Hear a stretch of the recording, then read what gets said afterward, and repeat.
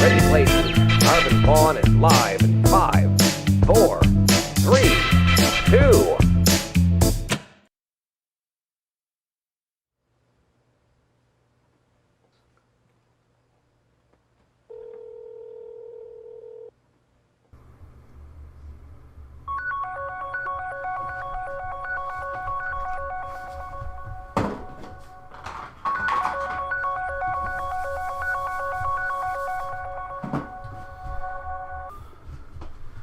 Hello? こんばんは、ハルビさん、サム先輩くんです。俺はローネンポンです。YouTube と Twitch ライブストリーマル。おじままして。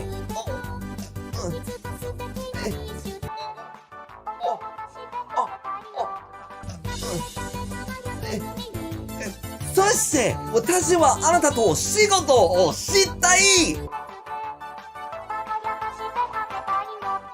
お願いします。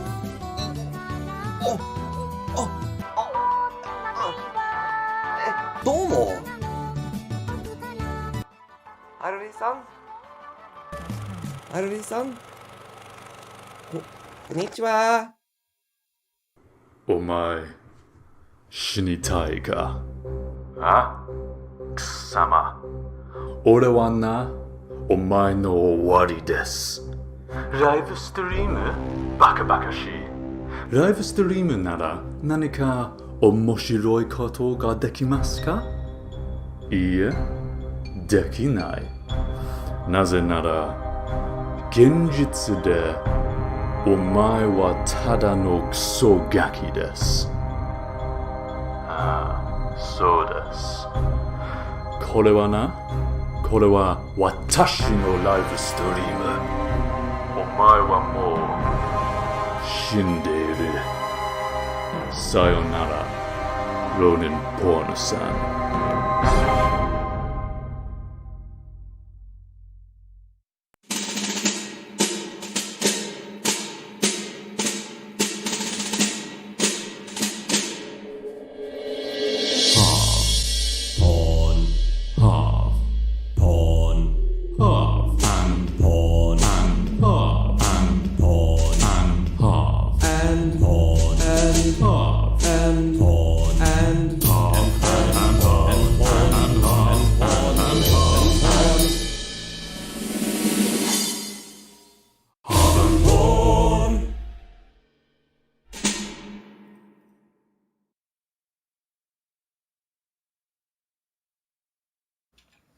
Hello, I am the Ronin Pawn, and welcome And to Harvey. I'm so I fucked it up. No. I didn't give you much of an opportunity there. No. Plus, we all Rewind. enjoyed your jazz hands. That's the best part of the show for me. Thank you. I have a tendency to always just, whenever you're speaking, I can't help but move my body. I want to be animated live. Well, you'll Welcome kind to of Harv and Vaughn. do that a little bit later in the Adventures of Daryl. You'll be animated. That's true. I had a pun brewing in my mind as well, but you got there first. So how are you today? I'm Ronan good. Vaughn? How's it going? Yeah. I had to run out for beer. I hadn't had beer for like 36 hours or something. So new personal record, new PB. New PB. We're going to be talking about a lot of PBs today. And we don't mean the peanut butter variety. It doesn't mean peanut butter? We went over the show notes together. You thought we were talking about peanut butter? Yeah, peanut butter, invisible leprechaun. Okay. Well, we'll get to that in a minute. But yeah, I've been doing okay. I've been doing a little bit of like electrical engineering and stuff. So watchers of the show will know from the last episode, perhaps, that my third monitor with which I use to view the lovely Harv sitting over there was flickering on and off because I've got myself a problem in the little control board that's just got the buttons and LEDs and stuff on it. So this week, what I've done is I just took that board off completely, and I used my my just meters and bridge out pins in order to turn it off and on. And you know what? Still doesn't fucking work. I turned it on, and about 20 minutes after, into like our pre-show meeting, it clicked on. It's I don't fucking know what's going on around here.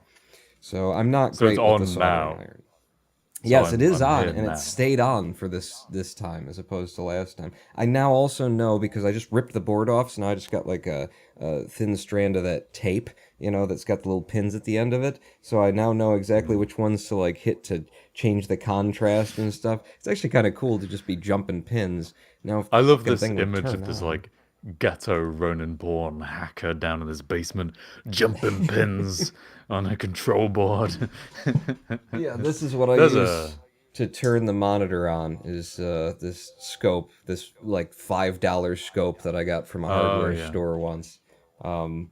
It works. It works. I can also see it pulsing for, I guess, for the LEDs and the stuff. There's a certain, all the channels really just pulse regularly. Boop. I can watch the needle jump. So I know that's really interesting to everyone who tuned in to hear about speedrunning and whatnot, but we don't really plan the opens that much. Let's not kid ourselves. People didn't tune in to hear about speedrunning. They tuned in for your buoyant personality. And if that means talking about jumping pins, then that's what they're here for. I think they tuned in because everybody's waiting for like a follow-up to Harv Reed's Pawn. I think that's why. That's the only thing that really keeps people coming back at this point. Yeah, I know we were thinking at the time that like we may as well make that video because we got to make it sooner or later, so let's do it sooner. But it may have set a precedent that we didn't quite intend for. I don't know if if we get patrons wanting more Harv Reed's porn, then who are we to deny the demands of the market? I suppose. Yeah. Harvey, I'm gonna ask you to like just say hello to chat and read off some names and stuff because I realize that I've got you way too far to the left in your camera and I need to do some work. I was just about to like pretend to headbutt the microphone a little bit. Right, so on Twitch right now we apparently have a guy called Jim. Hello there, Jim. We have Dgelesus, download complete 20, ECL_GMG, Gemskull83, hologram_1, also known as Latra, Little Magnets, Lofiloop, that's a great one, Lofiloop. Maurice has moss. Maurice, how did you acquire your moss? Prosecutor Walton, got any good cases on right now? Definitely hasn't been doing enough rolling, or else you wouldn't grow any. Random Mame. I got the moss. Yeah, it was a bad one. It was like, thanks for that pun. Oh, we're all so much better Oh, off now. oh, right. You were doing a swing and a miss. I thought you were r/whooshing over my head. But no, no, I haven't. Yeah. Rod Botic, thanks for watching the stream. We hope you enjoyed today. Shadows, hacks, please don't hack us. That's more down to porn. That's his job. All right, I figured you out. You can stop saying hello to these people. I've actually been told in the past that it is bad form to say hello to the lurkers, and I'm like, why? What's the problem? Why? You know, like they don't want to. If you don't want to be seen here, don't be here, baby. Okay, I'm gonna call out every single one of you. Just go through you and give like your physical descriptions and the size of things and whatnot, if I can tell. By the way, 6 inches, 6.2. And I'm talking to you. I'm talking to you. Who's he So talking apparently, I don't know what reasons you've been told that for, to not say hello to the lurkers, but I remember live streaming, and when I called them out by name, they would tab out from the game they were playing to be like, hey, he said my name, and then they would get shot in whatever game it was and lose. So sorry, I apologize. If we just ruined your speed run, we'll pull it around to that eventually. Segue, just You know what? jerk it We in don't there. usually jump into the first thing though. First, first things first. If we're gonna have a show, a Harv and Pawn show, we need to roll the first clip. We need to play a little bit of Daryl, the continuing adventures of Daryl, our role-playing skit segment where Harv and I sat down and for I think it was just like about 2-hour long session, right? Maybe an hour and a half, 2 hour long session. It was something like that, yeah, not far off. and just improv. I mean, Harv had a strong idea for like the setting and the opening and that kind of stuff. And within the first 15 minutes, apparently we were out of what he had planned for and just into the wild territories and bouncing off of each other and figuring out what was going to be next.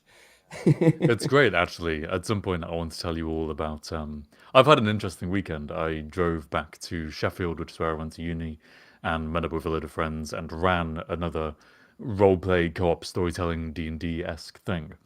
And this one I planned out, not minutely, because that never works, but I planned it quite a lot.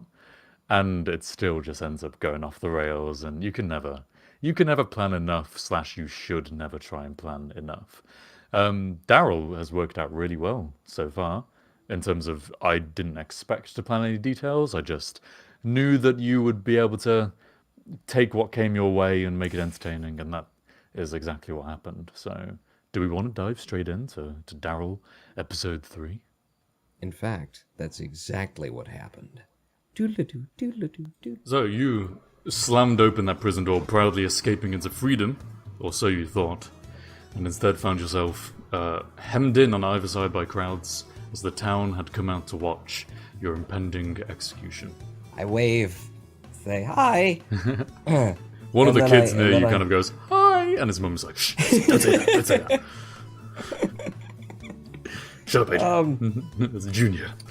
The person at the gallows is kind of surprised to see you emerge so willingly. And in those eyes of his that are more than willing to kill you, you also see a bit of surprise at the lack of guards around you. But hey, you know, whatever works. He'll come get you himself if he needs to. All right, well, I feel like I should address the crowd. In character, of course, so I say, "What's all this, then? Planning a hanging, are you?" And they all just stare at you like... And one guy at the back of the crowd maybe kind of goes, yeah. Yeah, that's right. Clearly these lot aren't the most witty of characters. Common townspeople. You hear a bit of crying maybe as the wife of Adrian somewhere in the crowd is kind of like, he murdered my husband, no! And yeah. Okay. But no one really makes any attempt to... They kind of... Some people looking at you are kind of like, go on then, get up there. But no one's really stepping out of line to come and force you anywhere. Well, I've got a bit of a curveball. So, here's my thought. Everyone, excuse me for a minute. Turn around. Go back inside. They are so impressed. I wonder. They are not. They don't know what to think, and you just turn around and walk straight back into prison. And as you close the door, one of them kind of whispers, like, "Did he forget something?" And I have forgotten something, indeed. As you walk back inside, Dave comes barreling out, and you kind of collide with each other. And just at the moment that he does, you get a sensation of something streaming across the room that's facing towards Bob. It's like a soul enters your body suddenly, and a little wave of energy crackles through you. And as Dave is bowered into you, a little kind of spark you see go up into the air, and then fades off quickly. And you have recovered the amount of soul that was imbued into Bob. Excellent. Says the demon in your head. Yes, that's that. That's yeah. it. And Dave grabs you, turns you around, and starts marching you back out the door. And the crowd is like, "Hey, yeah, it's him again." And you walk outside, and you are now briskly being escorted to the gallows. But the energy crackles within you. You have 9/10 still remaining, having recovered 1/10 from Bob and 1/10 still being in Jim. Well, seeing as Dave already has his arms on me, I'm thinking that I turn to Dave and I say, "But Dave, doesn't the king want to see me first? And the power is imbued into Dave. What fraction of your total are you going to give him? Let's see, what would the Hypnotoad do? I'm going to say 3 out of the 9. Yeah? Okay, you can refer to it just like, assume that you have all of them. So you can be like 1/4 and it will just be 1/4 of the total available to you. Okay. So 3/10. Yeah. 3/10 flow out of your body and a crackling goes up in the air and the little sparks go into the air. Luckily, not igniting anything. Sharts, absolutely. Everyone's sharting suddenly. There's just it's stinking. I mean, you certainly Although you can't tell. You spent your life around manure spreading, and there's one reason you got allocated to that job. I know the difference between human stink and animal stink. This is definitely the human variety. Dave kind of jerks back, and then he's like, Yeah, the king did ask to see you. I'm fairly sure. And he takes you by the arm, but less briskly this time, and he kind of escorts you up to the gallows, but he's ahead of you. And he makes motions to the executioner, and he's like, wasn't the king supposed to see him? And the executioner, whose name you don't know, why would the king want to see this piece of shit? Oh, I don't know, I mean, isn't that the kind of thing that happens? Big executions, king comes along, says a few words. No, you're thinking of marriages.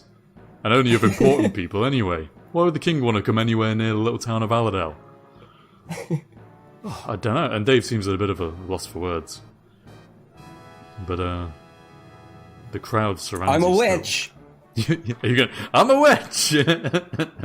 You're gonna shout that out. Yeah, I'm a witch! The king wanted to see a witch! The crowd gasps. It has been revealed that Daryl the manure spreader was a witch all along.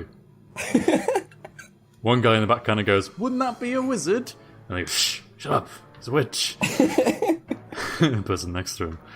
And suddenly rumours, I mean, the crowd has been a bit surprised until now, but crowds do what crowds do, and people start chattering amongst themselves. A witch, he said. God, is he really a witch? Well, it kind of makes sense if you think about it. Why would it make sense? Why would he willingly be a manure spreader? He must have been doing something else with his spare time. God, no one sane would do that, unless he was a witch. And theories are bubbling everywhere. They're evolving, being twisted around in a great big game of Chinese whispers. And eventually they come back. And Dave has latched onto this idea. Yeah, there was something about a witch, I'm fairly sure. The king wanted to execute the witch himself. Now, luckily, the executioner he's there because he likes executing people. Mm-hmm. And so, his main priority is just to be the one who kills you. He's not necessarily too fussed about whether or not the king has to be there. And so he kind of gives it a bit of a pondering for a second, and he's... Well, you know, Dave, I've always viewed you as a very reliable guy. I mean, I know you do have a tendency to share a mug with Miranda, but I haven't told anyone about that.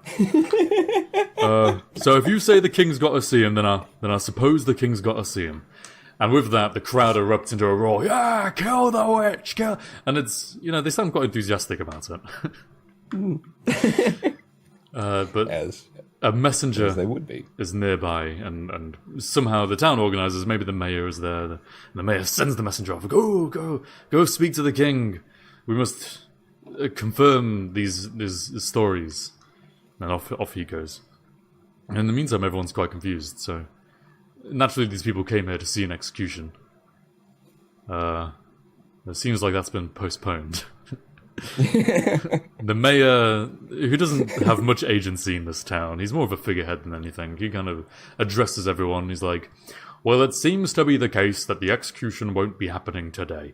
Aww, goes the crowd. We'll have to confine Daryl back to his cell until such a time that further word from the king can arrive. And so Dave kind of takes you by the shoulders again and starts escorting you back into the jail. And just as he does, the 10th from Jim streams through and imbues itself back inside you. Man, there's so many things coming and going into me. Are you sure you didn't want to choose prostitute as your profession? Invigorating. Yeah. It's not too late to change. No, it is. It's too I late to mean, change. I don't think I have any room on my plate now, between witch and shit farmer. It's just a lot. You're a man of many talents, Daryl. So, you have a fair amount of your extra soul still hanging around inside you now. 3/10 of which are currently in Dave, and he's pretty sure he's trying to get you to the king, but he doesn't really have the cognitive ability to know why. But I mean, I'd like to just suggest to Dave, do you really want to keep the king waiting for a messenger to come and go and all that sort of a thing? Don't you remember? I'm pretty sure he said, I want to see this guy. I mean, I'm pretty sure he said, I want to see this guy. Right? In it, eh? Mate? Mate? Dave was like, oh, in the pub, innit? I mean, I kind of vaguely... Something about that. It's pretty clear that further persuasion doesn't have any effect over him. It's more that he's just susceptible to the story that you told him originally, which is that the king wanted to see him, or something to that effect. So he's not. He doesn't really have the brain functioning at this point to do any more. Damn it. But there are plenty of other people around, including more influential people. People of all sorts come to see these executions, rare as they are in the peaceful village town of Aladel. Yes, you did mention the mayor, didn't you? I wonder if there's an archbishop or a Dionysus on hand. Yeah, Dionysus is just there swilling his wine. He's like, yes, I wanted to watch the witch burn too. No, sadly he's not there. He couldn't make it today. God damn it. Yeah, I sent him that email, too. but Dave is currently escorting you back towards the prison, so he's a little while away. I don't know. It's just been so much today. I didn't kill anybody. That wasn't me. I don't know what happened, and then all of a sudden I'm in a jail cell, and they're telling me this, and then I got things coming in and out of me just constantly since then. The crowd has caught on to the idea of you being a witch, and they're not really happy to hear you protest your innocence now. It's just Harv. It's been a long day. There's already been a lot going on here.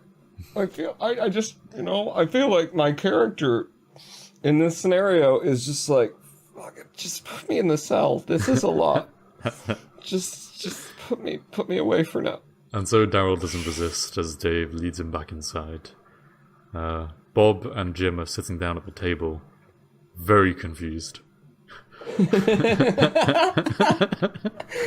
What did we tell? Oh, yeah, right. Bob punched the wall.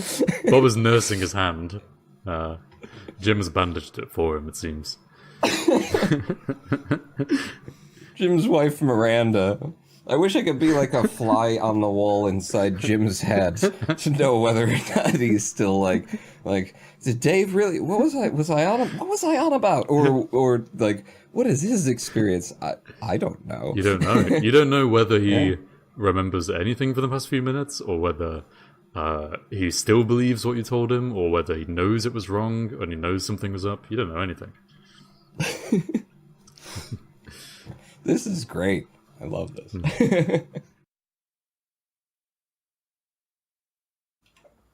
And that is the adventures of Daryl. And David, apparently now, right? Is Dave the one who's running with me? Yeah, Dave. It was Jim and Bob, I believe, who were left in the prison, and now it's Dave, who is your because of course I can't actually hear it as that's playing. I'm just deaf, and Harv's sitting over here telling me the movements of it, and I'm trying to guess when we're coming back to the show.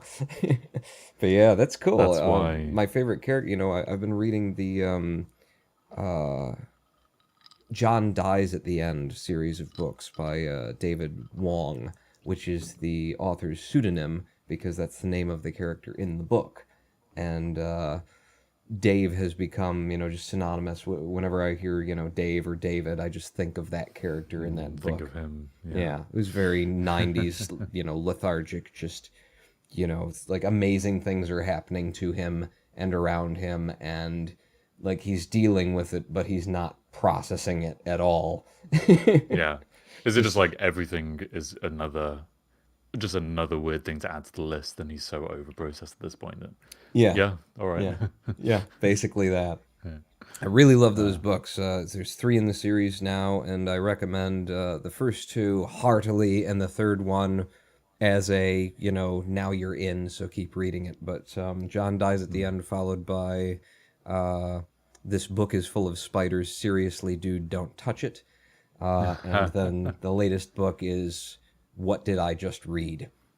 And the third one it's just like, to me at least, it was just like a fun continuance of these characters going on another adventure, whereas the first 2 are just fucking epic and break your ideas of reality and mix Lovecraftian horror with, I don't know, this 90s slacker sensibility and a really interesting storytelling mechanic that I've rarely seen before, where like I feel like when I step back from it and start thinking about how the author is writing these books, the characters have arcs, but I feel like their arcs are not the important arc.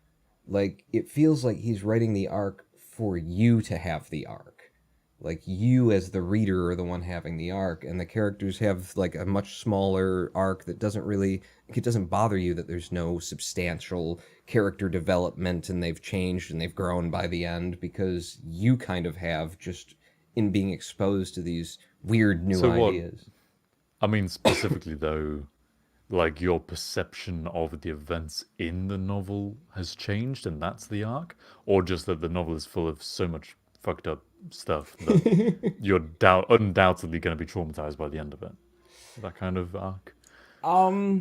I'd say because it does a lot with like just it does a lot with like various, there's different dimensions going on. There's your perception of the events around you in the book that do change, that absolutely do change throughout the book. And I feel like there's an undertone in this Lovecraftian horror kind of scheme of like spirituality, because it's dealing with, demons and monsters from other dimensions and trying to come up with rational explanations for why this all happens.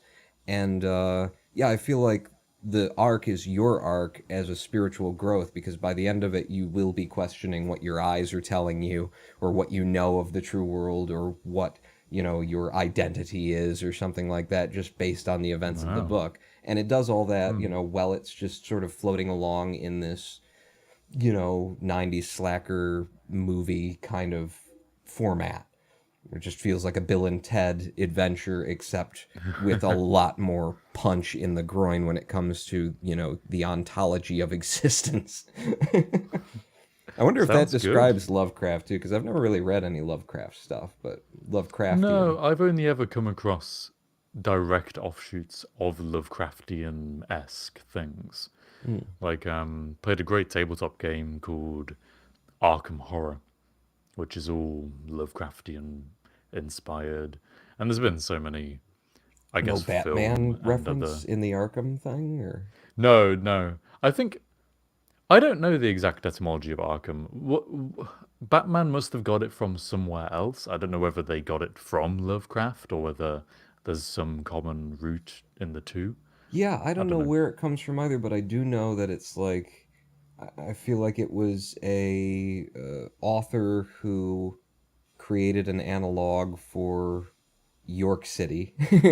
I feel like I know that story of York City, and he named it Arkham, and then that just kind of caught on when it was like a microcosm city thing, isn't it? Where it's supposed to be like the dark kind of violent crime amplified to 200 decibels, and yeah,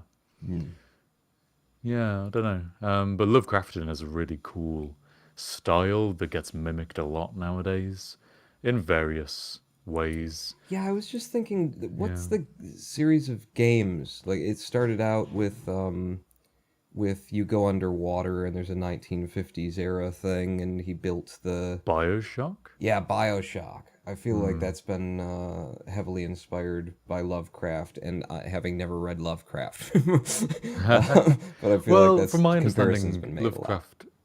Lovecraft is like so existential psychedelic horror that it's that kind of horror that plays on the unimaginable. Like a million different mirror dimensions, and each one there's a tentacle wiggling.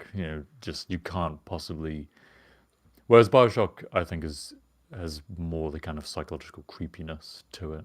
But again, I haven't read Lovecraft either, so what do I know? That's exactly dead Yeah, on for the John Dies at the End series, though. The idea of a million tentacles wriggling in a million dimensions, and yeah, it's so good. It's so good. The things you can see and the things you can't see, and everything's, put forward as the idea of, people seeing ghosts and monsters and demons and devils and whatnot. And it's like, this is your brain trying to deal with shit that it can't deal with. Like, what you yeah. see is based more on you than what actually is. And then it presents that as a very, very reasonable argument. Like, that is exactly how your brain works. When it sees something that it can't accept, it tries to cobble together from the visual information something that it knows, that it has experienced before. And then you get the image that you see in the end, and it's like just the realization as you're reading, that series of books more and more, and it being hammered home more and more throughout the books, that your perception of reality is the narrowest, skinniest. Yeah, We've taken out like tiniest 90% part of of the the data. spectrum. Yeah, the light you can't see, the images you can't process, the audio you can't hear, all the stuff that we take advantage of in electrical engineering and everything. Like, if you could hear all the spectrums of audio, you would be ripping your fucking ears out right now. You would be stabbing yourself in the eardrums so that you wouldn't have to listen to the screech of your wireless router and the AM FM radio signals that are vibrating through your body right now. I love that whole concept of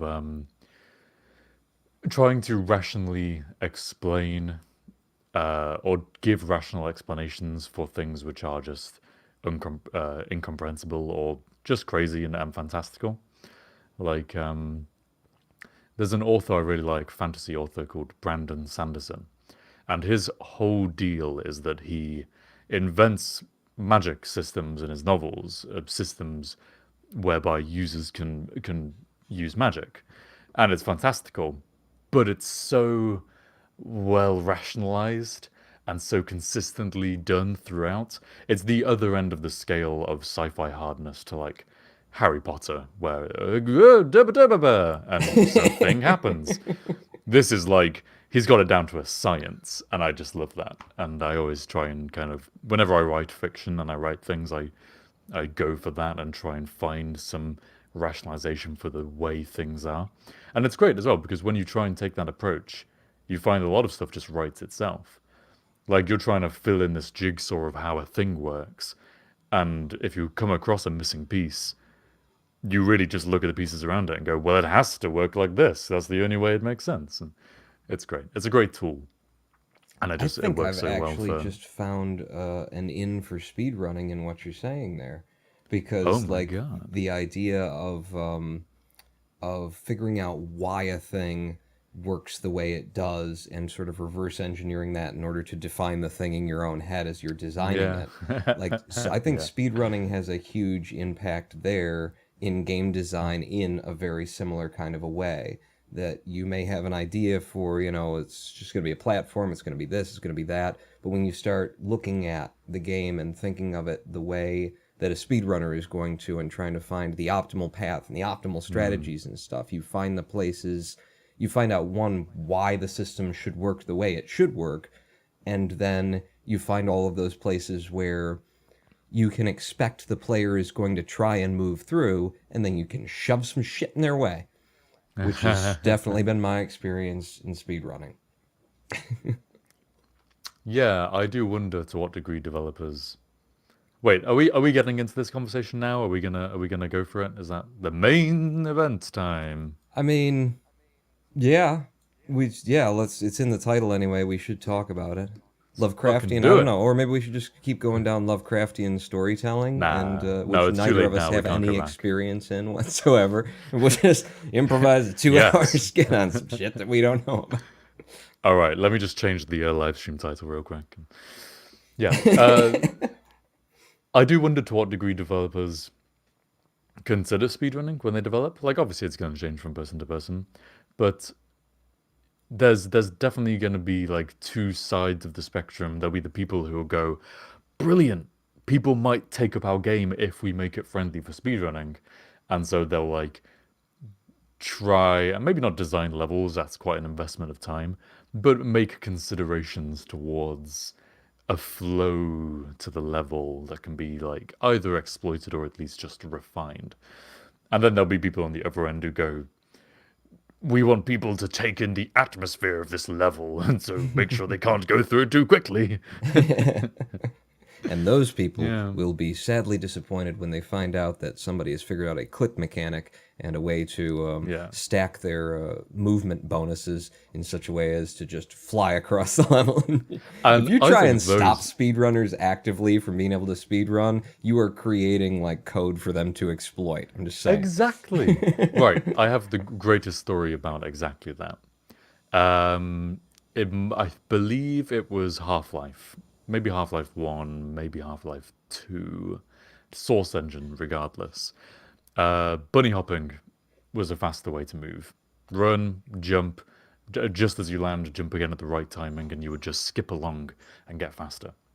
And so Valve were like, we don't want that. That's game breaking.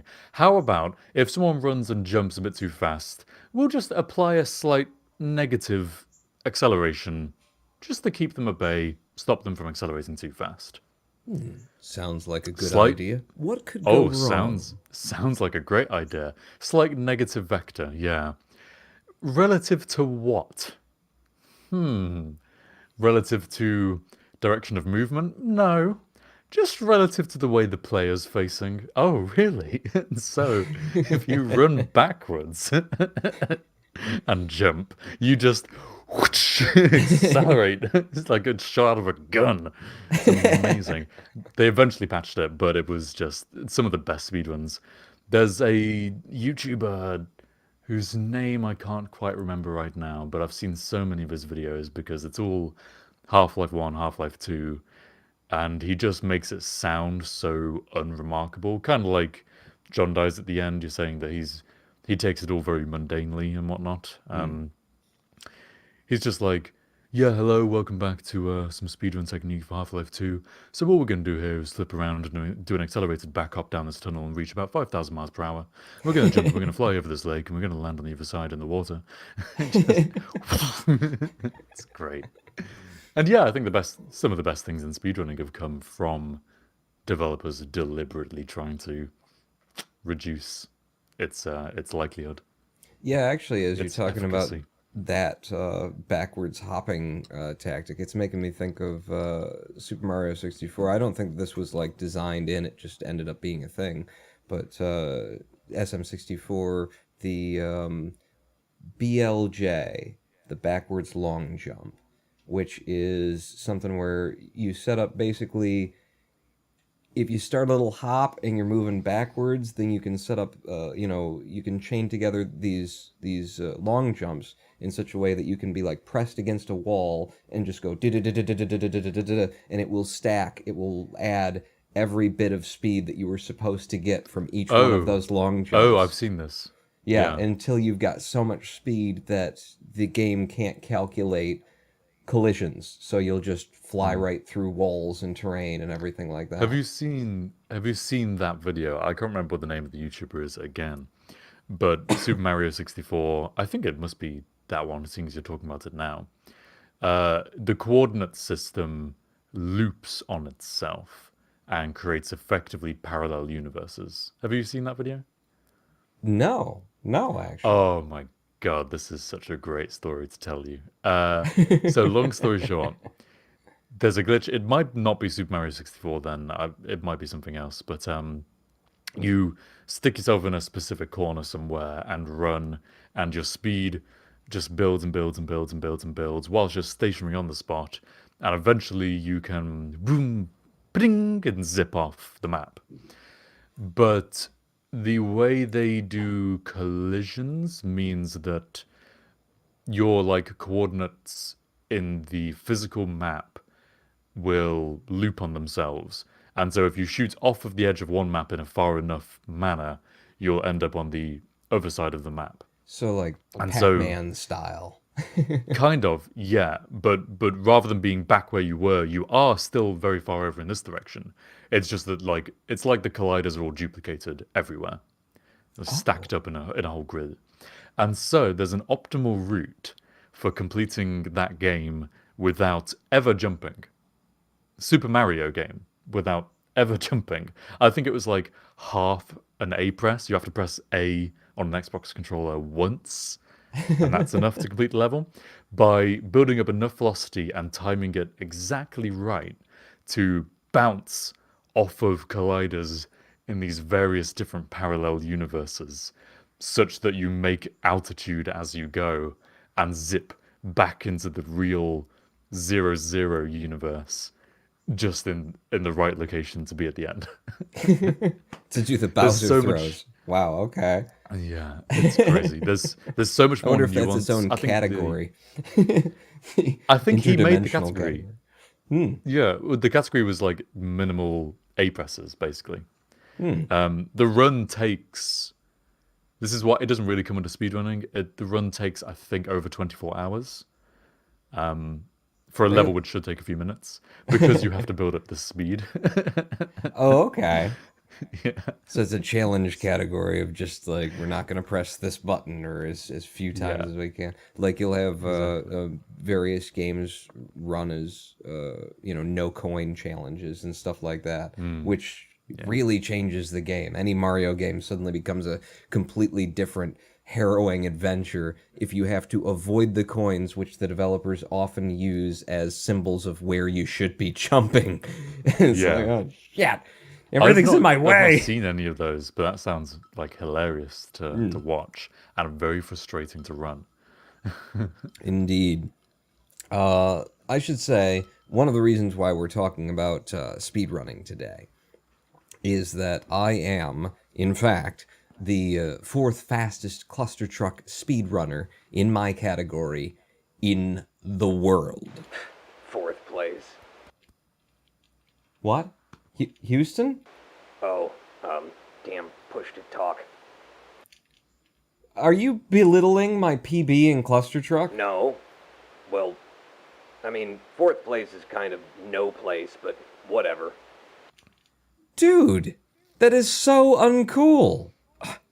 Jesus. I mean, no one gives medals for fourth, unless we're talking Pee Wee Sports where everyone gets a trophy and a slice of pizza just for showing up. It's an also-ran ranking. Houston, you have no idea how many hours I've put into cluster truck no ability percent in order to come up with a sub 127. I have a 126 in no ability percent. Well, no ability sounds like the right category for you then. What? Jesus, what a dick this guy is. Good God. I'd like to see you do better. Sorry, bruh. I'm too busy busting PBs in real speedrun games to bother smashing your not quite bronze in the gotta go slow category. Okay. This is ridiculous. Wait, Houston, you're a speedrunner as well? I may have some segment holdings in SM64, OOT, DKC, BK. Oh yeah, Banjo-Kazooie, that's a real man's speedrun. Don't be jelly of the god strats, bro. Okay, let's just cool it here and call it with the bros, Houston. That's fighting talk in the live stream speedrunning community. We don't need another incident. Twitch is still kind of holding back on monetizing us. Just saying, if you've never BLJ'd 100 coin in HMC, you're not a real runner. SM64 console scrubs. Hey, I was routing god strats while you were filling diapers, bruh. Okay, both of you, back to your corners. This fight is over. Whatever. I'm stepping out for a chili dog and some Code Red. Peace. Yeah, go. Go. Yeah. I Get need us some that in my life. Starbucks while you're there. Huh.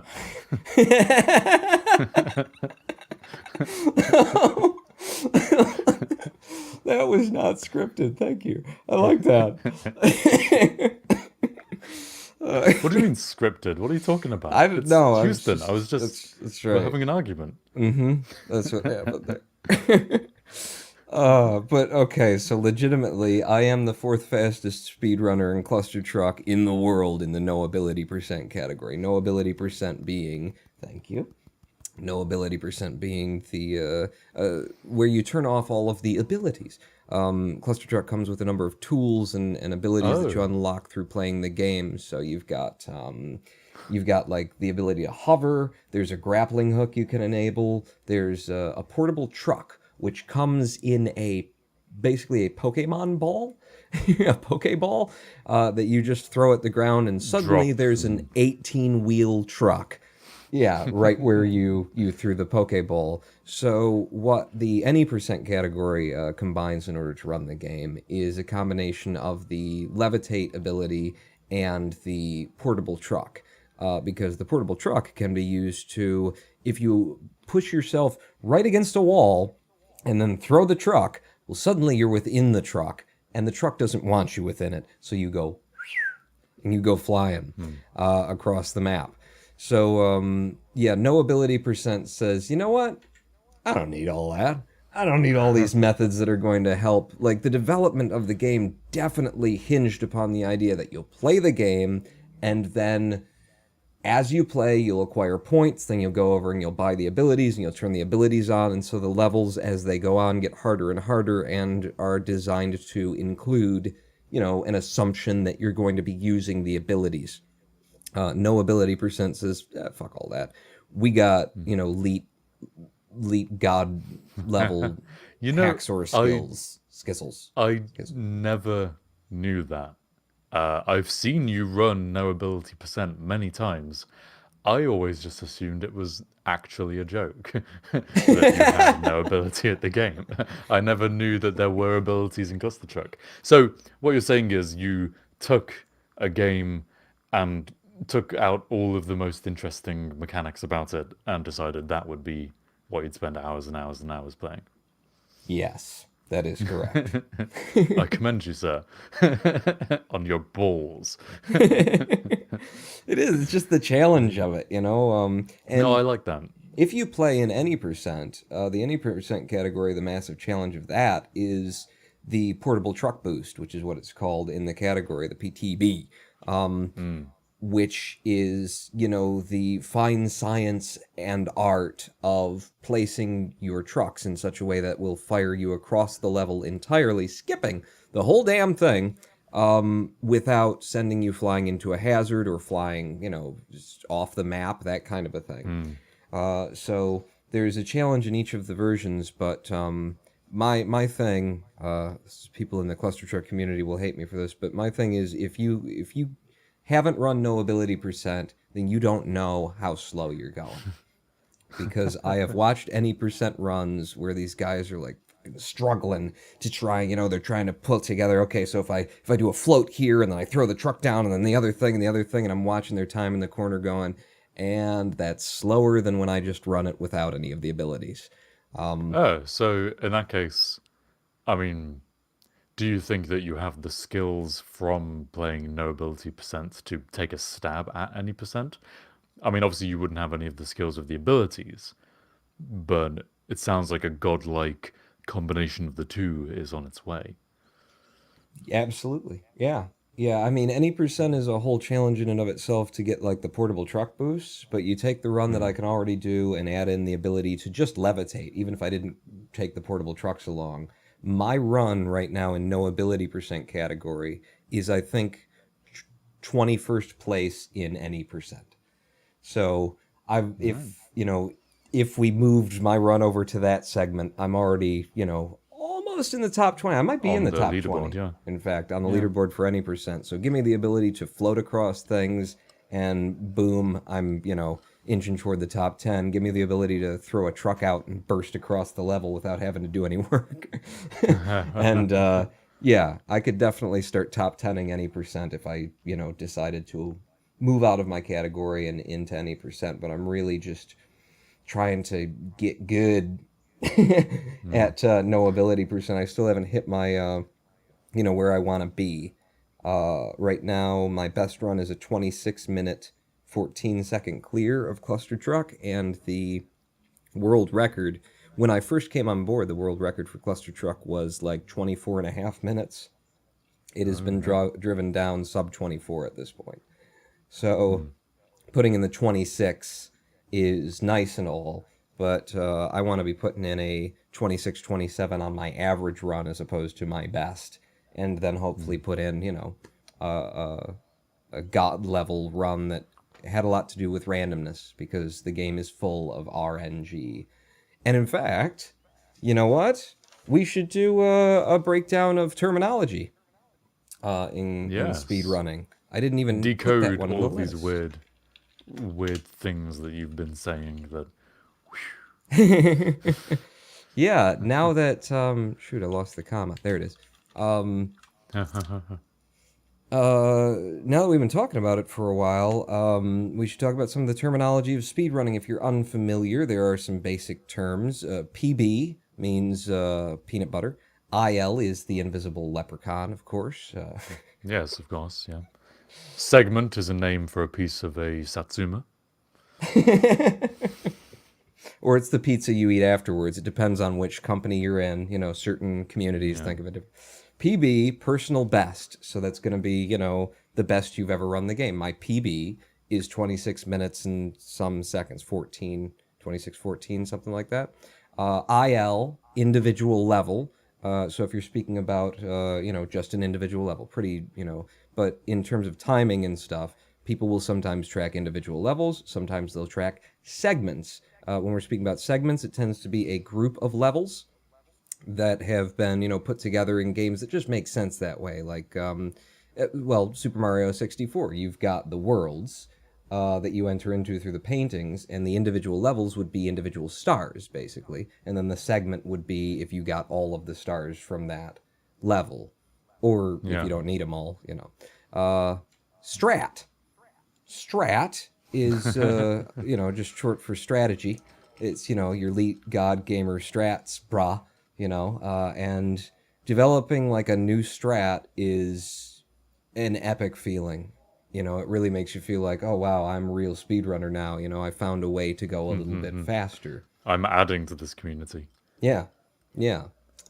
Which is very closely tied to route. Routing a game is it can be about the strats, about the strategy for a certain level. Like, okay, I'm going to take a jump off of here and a jump off of there, and it's faster. But the route can also be like intentionally losing time in one place to pick up time somewhere else. In a lot of games, you'll find that the fastest route for an individual level or for a segment actually puts you behind elsewhere because you could have been doing this other thing that's slower up front but faster in the long run. So routing a game can be thought of as separate from, having a strat for an individual level. I believe you'll find it's called root. Oh, I'm sorry. Most of our the audience Harv and Porn is not show. in America, porn. You gotta. I'm kidding. It's fine. Yes, RNG, RNG, random number generator, right? A lot Yes. of games hinging on the randomness. And I believe you're the expert, but with Cluster Truck, the actual spawn location of most of the trucks is shifted somewhat through random numbers. Yeah, kind of. I feel like the trucks, I'm not sure if they spawn in a little bit differently. They might spawn in a little different. What definitely happens at the beginning of any cluster truck level with the RNG is that there's a world shake. So you get the trucks, they're spawned in, and there's a little bit of world shake, and I feel like that world shake just gets them all going a little bit in a different direction every time. And all the trucks in Cluster Truck are set up so that they will try to follow a certain path to get where they're going to go. But they will be moved around by one, the world shake, and by a little bit RNG, and by each other bouncing into them as they're trying to correct, and they have a tendency to overcorrect. And it can turn a very normal level into a hellacious level. There are certain levels in the game where I know, like, okay, that, you'll get into a level and the load that you got, the RNG you got is like, that's a 1 in 20 chance, that's a 1 in 50 chance. I've never seen that shit before. What the fuck? There's And that's a whole kind of conversation in and of itself. Whether for speedrunning it's desirable to play games which have RNG to them, and if so, to what degree. very much Like, two I know different- Minecraft speedruns, I think it obviously does so many different categories for Minecraft at this point that it's kind of useless to talk about any one in particular. But I was watching one recently where it's not, they don't choose a specific seed to run, but they run it just provided they can get the right biome to start in. So they'll just regen. Okay, it's a savanna. Let's go. And it's like, yeah. It's interesting the kind of categories that come up too, depending on the game. What people decide that they want to run and what they don't want to run. And also, like, what challenges they want to pose to themselves. Because I remember watching a GDQ of Minecraft where it was a seed that was known to the runner. And, he'd practiced that seed, and the whole thing was to, I know exactly where everything's going to be, I know exactly the route I'm going to take, but it's about the movement and, the repetition of the exact strategy every time in order to get to the place, do the thing, go to the nether, collect the thing, and then to the ender dragon, and get it done in, like, an hour and something. But it is based on, in that run, it was based heavily upon just knowing what was coming, which, for me, as someone in the cluster truck community, is like, that's not my kind of speed run, obviously, because I've chosen a game that is, and a method of playing the game that is just overwhelming with randomness. But I think in many ways, it might be a less interesting and enjoyable experience, that kind of thing. But in terms of what you view as your ideal pure speedrunning, it's going to be more repeatable and more competitively fair. Because everyone is running the exact same race. It's like having a 100-meter sprint, but occasionally you'll get random little tufts of dirt, which might make you trip over. It's like that's not the ideal for running a race. So on if the sides of the race, there's just people like rolling 20-sided die, and if it comes up one, they run out and try and hit you in the legs, and you got to be ready for that shit. Yeah. Or they just get like a whole box of Lego, and they'll just throw Lego all over the track, and it's a barefoot race. And you might end up with none. Darth Angelus is die roll 20, or die roll and then the number of die that you want, if the bot is still online. I see you in chat. Actually, Jermacian asked, well, I'll come back to you, but Jermacian asked, gentlemen, what games would you consider the best speedrun type games, and would you consider the worst speedrun type games, which is kind of what we're on about right now. But really quickly, let me get through the rest of the terminology here that I wrote down. So categories for different games, we just talked about some of those, just different ways of playing the game. You'll often see category percent. So I often, just for the fun of it, say I run no ability percent, which I believe was just inherited from the standard of calling it 100%. If you're playing the full game and you go all the way to the end and you got to get like everything and all the secrets and everything, then 100%, and that made sense. And then basically the percent just got tacked on to everything, regardless of whether it made any sense to be there or not. Yeah, which it was just like a tag that shows it's a speedrun. I think it's pretty universal at this point. Yeah. We've also got SOB. Of course, that's you if you're male. That's SOB is some of best. Some of... Right. I didn't even know what SOB meant other than the if you're a male restriction. So. That's you, and it says something about your mother. Yes. So some of best in that you take all of your best times ever and have that as your... because most speedrunners are using live split. You're using some kind of a tool for timing. And actually, so that also brings up the term split. Which is the idea of timing all of your various like segments or individual levels or whatever it is you're going to time, instead of just keeping the time from the very beginning to the very end, which is the whole point. and no speed run is done until you hit the finish line. So that's really the only thing that matters for posting to the leaderboards. But for you being able to track how you're doing and also creating extra segments in terms of, or extra categories to play in, because a lot of speedrun.com boards are dedicated to the segments, to how fast can you run this individual segment if you're not trying to run the game. Because it's an entirely different process. If you're trying to run the full game, there may be a number of different strats and routes that have an increased level of safety and surety, but they're not the fastest ones. So running individual levels or running segments as its own category gives you the opportunity to try to go as fast as anyone humanly can through just this segment of the game without worrying about, if I fuck it up, I'm going to ruin in like Super Mario 64, I'm going to ruin an hour and 30-minute run of a game, which would suck. So having these different segments and categories and stuff, it just kind of allows us to play in a lot of different ways and sort of tickle our speedrunner bones. I like the idea. I wonder if anyone out there on YouTube has put together a sum of best for every video game, but not one person's sum of best. The sum of best of all time for all of humanity. So, like, is there a video out there of Super Mario 64 completed by many different people in the minimum time that it has ever possibly been known to be possible?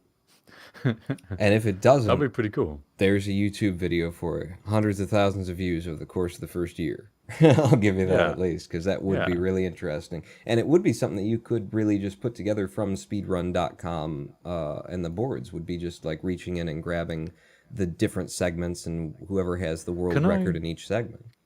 Can I retract what I just said? Can we delete it so that we can do it before anyone else does?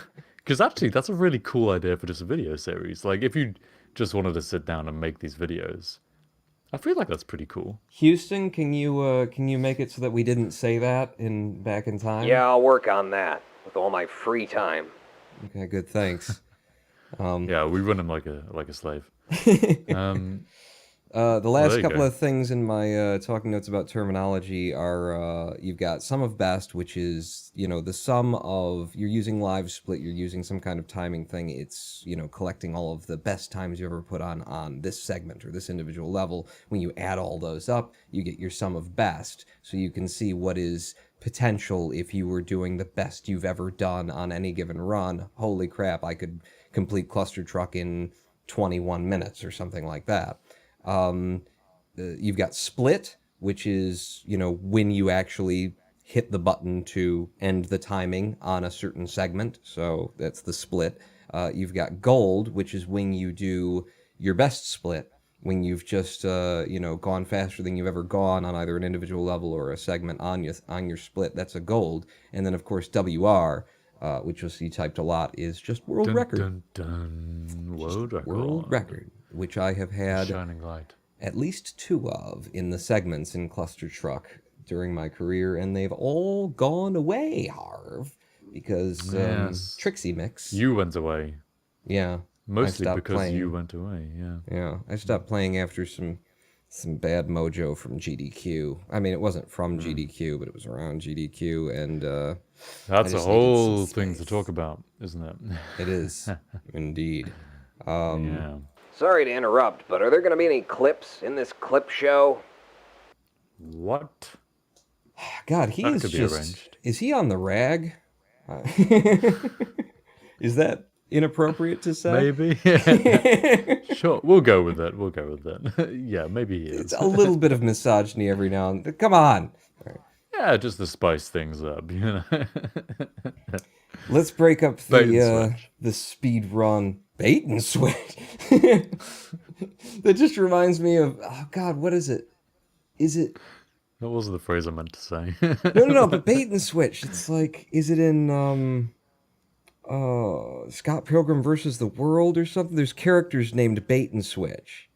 In some that's 2 characters. Thing. One name's Bait and one name's Switch. Yeah. That's great. Yeah.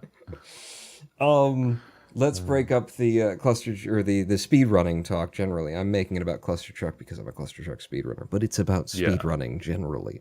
Let's break that up with a segment with just some random comedy from Harv. Yours truly. Really fucking... All right, I'll just play it. I don't know how to do a segue. I'm thinking speedrunnering. Just What's my hard PB crash. on getting into the segues so far? It's not good. Can we speedrun a show, an episode of Harv and Born, and just go play, do it. That would have been genius for this episode if we just like played 3 seconds of every clip and then we're like, all right, see you later. Thanks for watching. Ladies and gentlemen, we present a segment that we're calling A Good Boss. Good boss. Good Boss. Yeah. No, that'll be great. 20 kilograms, right? You think that'll be enough? He's a pretty big fella. David. Well, as long as you say so. Hey. I guess you guys would know David. better than I how much he'd need. David, this is a workplace. You can't be having loud phone conversations in the middle Well, of... great! Same address as last time. Yeah, thanks a lot. Hey, boss. Oh, I made this for you. This is a drawing of a dog. Why have you given me this? Yeah, he's my dog. His name is Michael. My name is Michael. Uh-huh. I named you after him. Well, look, that's all well and good, David, but we need to have a conversation about when it is and isn't appropriate to be having loud phone Did you say you named me after him? I was just on the phone to the pet shop. He's such a big fella, he needs a lot of food. Surely you mean you named him after me? No, he was called Michael first, so you after him. There's so much wrong with that, I don't know where to start first. Okay. For starters, you didn't name me. My mother did. And secondly, how old is your dog? He's 35. I'm 35. He's 35 in dog years. So So he's actually 245 years old. No, it's dog years. You're supposed to divide. Yeah, not- each dog year is 7 human years. That's how it works. Exactly, so your dog is 5 years old. So not only are you saying that your naming assignment completely supersedes my own parents, but you also have a complete lack of grasp on how time works. Is that why you were late to work again this morning? No. I was drawing that And as a picture software for you. engineer, I definitely expect you to have a better understanding of basic maths. Do you like it? Okay, David, I think maybe it would be best if we step into my office at this point and we can have a conversation about your future with the company. Hey, it's a kitty cat. Oh my god. Stroke my belly. Mr. Pussywinkle, what the hell do you think you're doing? This is a... Okay. No, David, don't do it. It's a trap. It's always a trap. What the hell am I saying? More importantly, don't stroke your co-worker, because that's guaranteed to get us into another round of sexual harassment lawsuits. And after the last 5, we don't have the finances to bankroll more court expenses. And... What the hell are you doing? I just needed to give you these files. They need your signature by the end of today. Yeah, okay. I'm dealing with these guys. Just let me... What the hell are these? Receipts for 20 kilograms of dog food. Yeah, I ordered some last week. But I just saw you ordering some now. Let me out! You be quiet, Mr. Pussywinkles. Can I have some of the food when the food arrives? No, it's mine. I need it. It's delicious. What on earth am I saying? Of course, it's all for you, Michael. You're a good boy. David, into my office right this... I'm a good boy. Yes, you are. That's a good boy. I'm a good boy? You're the best boy, Michael. Oh, you're so cute. Oh, you're so cute. Oh, I love you. I love you, smidgens. I'm a good boy. Yes, you are. That's a good boy. You're the best boy, Michael. I'm a good boy. I love you, smidgens. Good boy. Oh, damn it. Wait, 20 kilograms? I can't eat that much. I'm not going to be able to fit into my suits for work.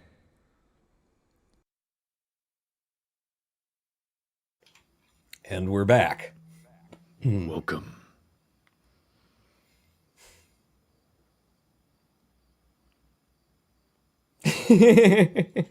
I love your editing. I love your, it's like the massive difference between the segment I wrote last week and the segment that you wrote this week. It's just like the fucking pacing and the dialogue. It's just back and forth, back and forth, back and forth with yours, and then mine is like, hello. Hello. Hello. Pause. How are you? It's definitely just like it's the workflow approach to editing which makes all the difference. Like if you haven't set it up to be able to do that, then it's such a pain to have to go through and do all those subtle overlaps. But if you kind of attack it from the start with that in mind, it gets it's not actually too much work. Yeah, I was telling you earlier that I love that attempt at simulating real conversation, which I'm not saying I did to any great success in that video, but I like really well. writing dialogue where you have people talking over each other and yeah, stuff like that. This is about the time in the show where we give you a chance to pee, because maybe we need it too. Maybe we don't. Maybe we just, need to get away from you for a minute. But when we come back, we're going to have a look back at the comments that you've made until now. And so if you've got any questions, because honestly, I've been watching, and there hasn't been a lot of questions, commentary, thoughts about speedrunning and that sort of a thing. Hey, you got yourself an expert right here in the Ronin Pawn, fourth fastest in the Shut Up, Houston. But any questions, any commentary, any ideas? We want to talk about the best speed runs that we've ever seen. The most entertaining to watch. There's a lot of things to talk about in speedrunning. So let us know during the break here in the comments, and we will read those when we get back. I'll also be coming back to you, Jermacian, ELCGMG or whatever the hell. I just know you as Jermacian, ECLGMG. That's the one. And if you are enjoying the show and you want to throw some dollars or some pounds or some euros or some insert currency here our way, you can support us over at patreon.com/harvandaporn, or if you don't want to do a monthly ongoing obligation, you can toss us some money, some cash at paypal.me/harvandaporn. And in return, if you pledge on Patreon, you get extra content, even more. God, you'd think you'd be sick of seeing our faces, but if you just that obsessed with us, then yeah, you can get behind the scenes content and all sorts of other stuff. Blasted Patreon this week a little bit. It was the first week giving the real dump of stuff, and we're giving out the documents and the notes that we produce in the process of making the show and everything. I think we figured out I think we've got a good idea for how we can release it all kind of in a good block for you, but there's a lot of stuff on Patreon already and more to come, so please consider supporting us there. It is what will keep us doing this, because it is a consideration almost every day of the week since we started this of, all right, so where am I in the Harv and Pawn schedule of being ready for Wednesday's show? You should see, Ronan, you've done the vast majority of all of the administrative organization for this thing, and some of that includes... We should put that... Wait, is that on the Patreon? Maybe we'll make this available on the Patreon if it's not already. But yeah, you made a hang-up wall calendar for every day of the week, which says, okay, do this, set this to unlisted, upload these, append the video parts here, do that. And it's, God, running a show, a weekly show, it turns out is an amount of work. Today is Wednesday. We show this every Wednesday if you're watching recorded on YouTube right now. We have Thursdays off. And then basically every other day of the week, it's either writing scripts, making content, all sorts of stuff happening there. So, yeah, consider supporting. If not, just hope you enjoy the show. We're going to go to a break right now, and we will be back in 5 or so minutes. Don't forget to leave a comment. Ask any questions.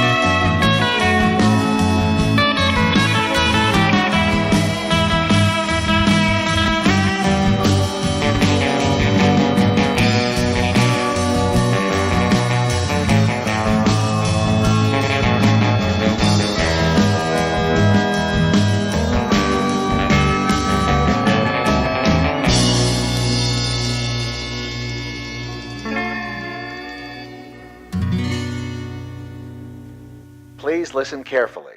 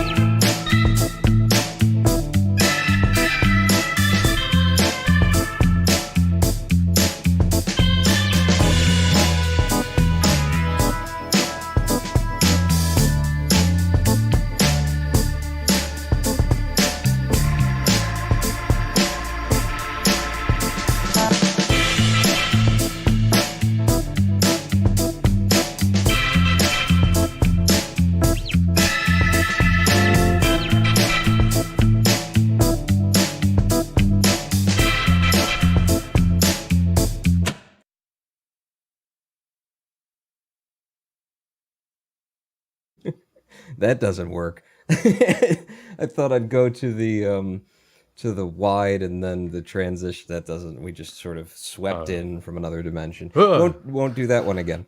Welcome back from the break. I hope you had a good pee. I did. I have replenished. I'm drinking. Listen, I haven't had any in the house for a couple of days, so I'm actually going through these a little bit quicker than I usually do. But you know, it just makes for a better live stream. You don't know what I'll say about Connor. We never know what you're going to say, regardless. But out of pure kind of scientific interests, how many is that tonight now? Just two. Just two. Okay, Just another two. two by the end of the stream. Gotcha. Three. Starting on 3 now. That's going to be 3. I'm still on my first beer. It was frozen, and so I opened it, and I'm trying to decant it now, and it's not going very well. This is how we time the streams. You know, we know when we've gone too long if there's actually any beer in the bottom of it. Yeah. This is about 1 hour and a half's worth of beer, so just for future reference, maybe by the end of the stream. I'll put it so close to the webcam that you can count the pixels and you can tell me the rate at which. So set your timers right now. This is the depth in the beer right now, and we'll see how much beer is there at the end of the stream. Maybe I'll get to have a small glass, a few sips by the end of this live stream. Oh, hello, Kiddabob, 22, and have never drunk any alcoholic beverage here in chat. Well, you should, visit Germany and just take in the culture. Is all I'm saying. You know what I'm talking about? Just all of it. You wake up, one goes back. October Breakfast, is next month. one goes back. Lunch, one goes back. I don't know that. Just another one of humanity's many those people over there things. The French, they're smelly. The Germans, they drink quite heavily. The Americans, they're fat and dumb and stupid and racist. Some of them do have a shade of accuracy to them, if I'm honest about it, though. What about the British? About the British. Yeah. What's else there? You don't return the historical things that you took from people hundreds of years ago when they show up and they're like, hey, any chance now it's 2019? Could we maybe get a little bit of... Yeah, no, we No, we'll Argentina. keep that, actually. Yeah. It's ours. We stole it fair and square. After a certain amount of time, it basically becomes our property, and I think you'll find. There are laws like that. Common law to marriage do with- property. I don't know if this is the case in America or England or both or neither. So I don't know what I'm talking about, basically. But if you squat in a person's home for 7 years, maybe, Yeah. then they lose the right to evict you and it becomes your home. Yeah, there's... that true? We have, in America, we have something like that, and I think it's from, area to area, state to state kind of thing, but absolutely, yeah. If you squat somewhere, you get squatter's rights if you've been there so long that nobody stepped up and kicked you out, and you've been taking care of the property and keeping things up and that kind of thing. Sadly, usually the squatters don't really focus too much on mowing the lawn. Taking care of the property, yeah. It is interesting, though. I wonder how many times it's actually been an effective way of just gaining property. Like if you find some settlement which just everyone's left, you just take care of it for 7 years. It's yours. You sell it.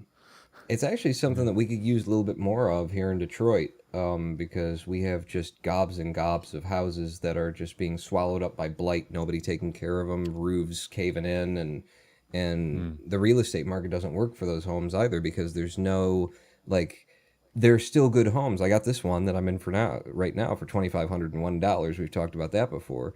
But you can't sell them. In order to buy this house, I had to work really hard to get the real estate agent to respond to my emails and calls and everything, because there's no money in it for them. Where are they gonna... They could either be selling, a house out in the suburbs for $130,000 and making their commission off that, or selling a $2,501 home and making a commission off that. So why would they do it? And So we is just it don't have a solution to that. Is it the case that a lot of these houses were kind of listed with these real estate agents and they just have a huge backlog of them in their portfolios or whatever, and they just can't get rid of them? Or, let's kind of elaborate on that. Yeah, I'm not some sure of I that. understand. Because you've got Fannie Mae homes, which are I don't think Fannie Mae is a government sponsored thing. They might get some funding, but I think they're private. But there's various organizations that collect homes that have sort of fallen into disrepair and gone bankrupt and that kind of a thing. And then they they're trying to help this problem that we have in America generally by making those homes will write you an incredibly good mortgage, a really good deal, so that you can afford to buy them as a poor person, because this is clearly who we're going to be selling these houses to if anyone's going to take them. So the real estate agents will receive, a sort of portfolio of homes from Fannie Mae. They might have a customer who bought a bunch of homes when they were valuable, often international and Chinese investors and things like that who have bought huge swaths of homes, and then there was a bit of a bubble in the housing market in 2008, And now those homes don't have any value, and these people are just trying to get rid of them, so they'll land on the desk of the real estate agents. And yeah, that, and in Detroit, we have the Detroit Land Bank Authority, where the city themselves just own these houses because nobody ever paid taxes on them. And you can go to Oh, the right. Detroit Land Bank Authority website and just scroll through hundreds and hundreds, maybe even thousands of homes that are for sale around $1,000 because they Yeah. just need someone to come in and take them and refurbish them. And if you're ready and willing to actually put the labor in, you know, you look around. I found this place. It had a new roof put on probably in 2008. Everything was gone, all of the utilities missing, but you know, structurally speaking, these houses were built in 1920s. So the people making them were making them out of like blood and guts and sweat and tears and plaster, and there were no cheap building materials. So everything is like made to stand for 200-300 years. So the houses are like solid. We just need people to actually like buy them and live in them and keep them alive. Yeah, it's one of those kind of cyclical traps, isn't it? Where you're in an area that only, because of its lack of prosperity, it has a certain type of character to it, and that character keeps away most of the high-income individuals who might bring prosperity. Yeah. Random Aim says, let's Yeah. move to Detroit for 7 years, free house next to Pawn. And you're not wrong. There is a house right over there that's free that's next to me. There is a house across the street where, if you don't mind the fact that there were some drug dealers in there for a couple of years, you know, maybe you'll find some free stuff under and Free in the back of samples. and under.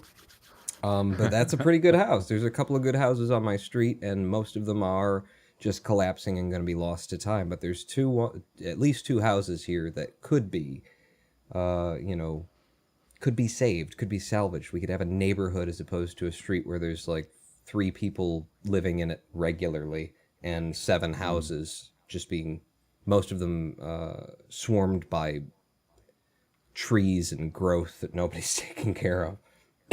Yeah. Did want to look back at the comments from the stream earlier, and really, in terms of speedrunning, you guys apparently aren't that interested because all that I've gotten What really are we is even doing here? from Jermacian, what games would you consider some of the best speedrun type games, and what would you consider the worst speedrun type games? And I know for a fact that, Harv, you went at speedrunning Mirror's Edge. Yes, I did. And Mirror's Edge is like, if there's a game which is designed with speedrunning in mind, it's Mirror's Edge. The whole point is parkour. It's running. It's free running. It's like, it literally has that practically in its mission description. And I was never particularly good at it. I mean, I put in the hours. Mirror's Edge is a game that you typically, on your first run through, might play in 5 hours. I got down to a 1 hour time, which isn't on any leaderboards, but it pretty was fast for respectable. me. Yeah. And in total, I played about 150 hours of the game. So that was a lot of attempts at getting under 1 hour. Never got there. That's actually, I'm going to pull up right now in my library and see how many hours I've got into Cluster Truck. I imagine it's As quite a few. comparison. Cluster Truck, Yeah. hours played 811.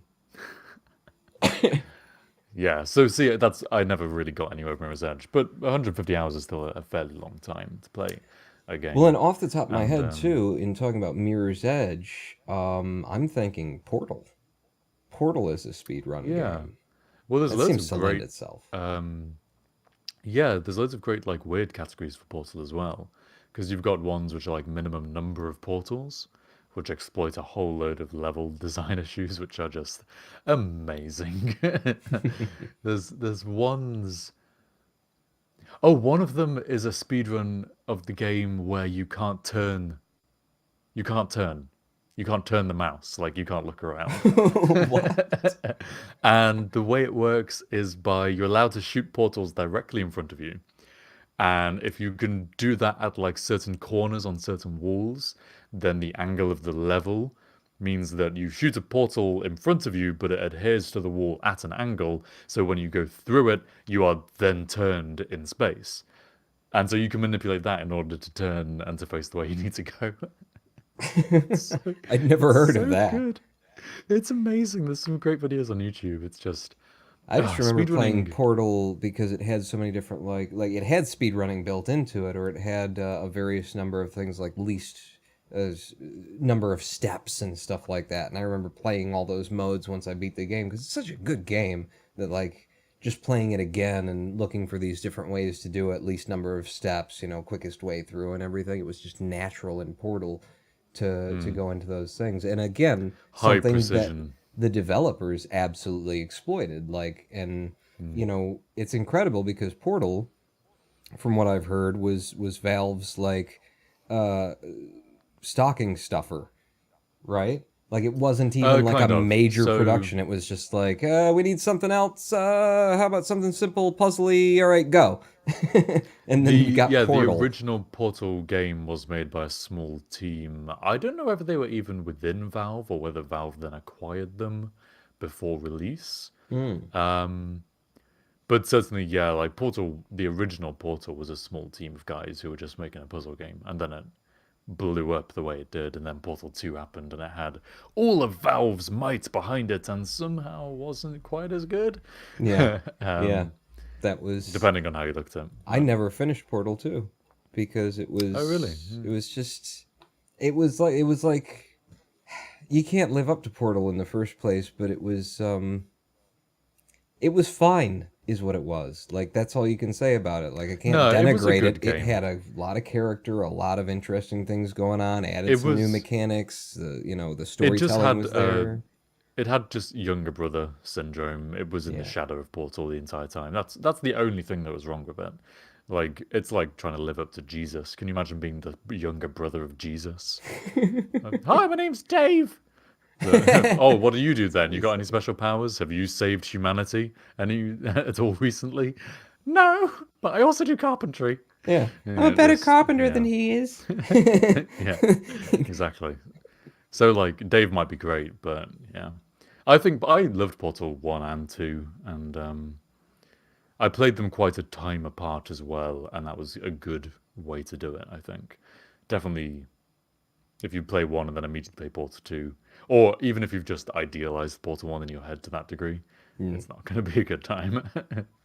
Yeah, it was Yeah. much more cinematic and story based and character building and stuff like that. And it's again, you can't say anything like truly negative, like they didn't do good there. It's not Portal, Like I think they must have just lost something in terms of I think just from having a small development team trying to make the best out of a small thing, because they took a very simple mechanic, I mean, not simple, but a very like, it's a simple mechanic. It's just like groundbreaking mechanic. And then it was all about like the characterization of you in reference to this one godlike deity voice that's following you around everywhere and the humor of it.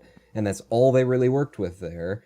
And it just got too big in Portal 2, it was too much about the characters, I guess. So basically, the only thing I think they really missed the mark on in Portal 2 was the understatement of a lot of the character of the game. Like Portal 1, with the low budget and having to work for what they had, there was a lot of just like little quirky things behind walls and stuff like that, which all kind of went into making it great. And in Portal 2, they knew that was what was great about it, and so they did it with might and gusto. And that exactly, and that kind of lost the charm of it to some degree. But like, I still think Portal 2 is a fantastic game, and if you're looking for great voice acting and great story and kind of immersion and atmosphere, it's better than Portal 1 in many ways. Dave Johnson. Yeah. Oh, what is it? When life gives you lemons, don't make lemonade. Tell life to take the lemons back. Get mad. I don't want any of your damn lemons. What am I supposed to do with these? Yeah. Tell your engineers to invent a combustible lemon and send them to Life's house and burn his house down. Something like that. Yeah. We've gotten so far away from speedrunning. We just haven't settled on speedrunning at all. That's fine. That's fine. That's fine. We're what just having we a do. chat. Having a chat about it. I did see a comment in the comments. That's where I usually find the comments, is in the comment. I saw one earlier that I wanted to reply to, but I can't seem to. You're actually talking now. Let's see, the French started drinking at 3 years old. What? No, that's... Back to the cultural... Speedrun KSP, plane to space, orbit, furthest planet, etc. You know, it's entirely a possible thing that you could do a speedrun of KSP. What are you doing? Harv? There was a Pawn. comment saying which one of you is Harv and which one of you is Porn. Oh. Yeah. Yeah, I'm the porn. He makes all the porn. Yeah, KSP speedruns are definitely legit. I think there's been a few... I've not seen too many. Leave us on the scene for a while. I'm sick of pressing buttons. Fuck this shit. You're just phoning in this entire episode, aren't you? Just like, the segment description's not the main event talk isn't going as well, and just fuck it. You know what? Just I want my excuse me. third or fourth beer. Excuse me for a minute, everybody. Just.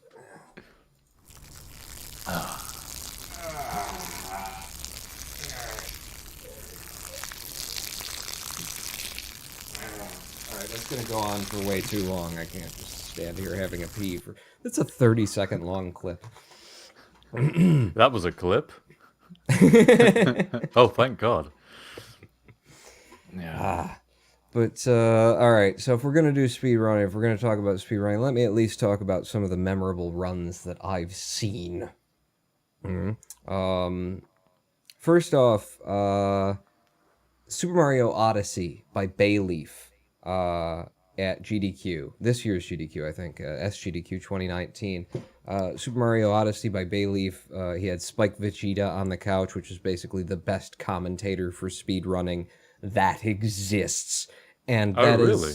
Yeah, it's like an epic fucking run to watch, too, because it's like a 3-hour-long watch. They did, what's it called? Dark Side, I think? Which is a category where you have to do a little bit more than average or something. I don't know anything about Odyssey. I don't have a Switch or a Wii or anything like that. Yeah. Yeah, like, this, in particular, this speedrun is fucking epic, and you have to see it just because of, like, the situation in the crowd. GDQ, you know, Games Done Quick, the speedrunning event of the year, twice a year. Where they're raising money, usually for something like Doctors Without Borders or just cancer, against cancer. Not pro-cancer, but against cancer. They're raising money. But cancer doesn't get much support these days, and so... You know? I don't know. Just racism again. But, yeah, that's an incredible run because it's like one of the final runs, maybe the final run of the show, I'm not sure, but they're like pushing to try and get to like break a certain mark, and I think it might have been $2 million, Harvey. Whoa. And, you know, throughout this run, and it's just fucking epic to watch, you know, the run and great commentating and a great run, and the crowd is back there just like pushing for donate more! Fucking oh. This is Super Mario Odyssey, is it? Yeah, the latest one, right? I need to... Yeah. I want to watch this. This sounds awesome. Yeah, that one is awesome. Now, one that's slightly less awesome that I would still recommend is Resident Evil by, I'm just looking at my notes, Pessimism. That's right, by Pessimism at, I think that was a 2018 GDQ, and it is a much more laid back kind of a thing. But Pessimism walks in and sits down, and he is this totally fucking metal dude.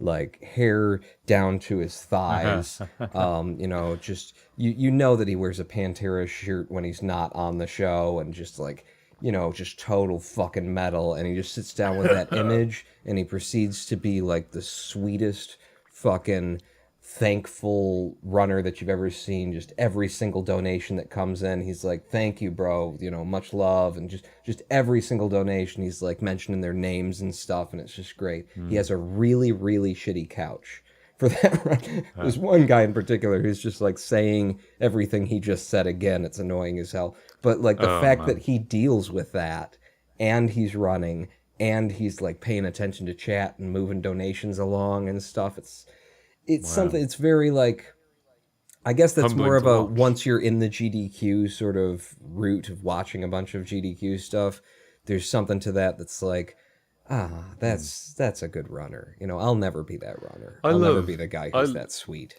I think there's always something really special about just online communities in general. Like, a lot of them are toxic, horrible, awful shit. But Sorry about when that, you by the way. find, I didn't mean that.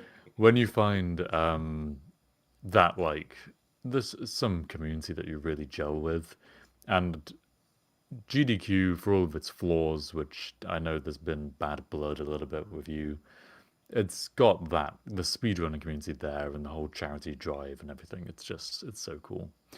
They do have some of the worst couch commentating casters that I've ever seen, though, and it's not their fault. It's because they want speedrunners to talk, which is fine and all, but just some speedrunners weren't ever made to do commentary. And And I much this prefer a one- speed run where, like, if you're not that guy, if you're not the runner who can do the commentary, I much prefer a speed run where it's just like you don't say anything. Like maybe 3 sentences throughout the run and you're just completely in it. Or But just you've handle got a good donations. couch. But you've got a good couch. And, you know, the person behind you is just handling all of that. That works out great.